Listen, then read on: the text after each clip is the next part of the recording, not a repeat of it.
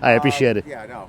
Just right out here, we have Felix, and Felix is probably one of the last F-14s to fly. It Which comes is off the that Theodore, one. that one right there with the red tails. That's from actually off the Okay. USS Theodore Roosevelt, and that was one of the last F-14s to fly. Inside our museum, which is closed at this point, at this moment, inside our museum in Hangar 2, we have one of the first, probably I think it's number 2 or number 3, the F-14s in the experimental ones. You can Nice. actually tell it's experimental. It actually has like a scientific rod on the front, basically to check weather and things like that.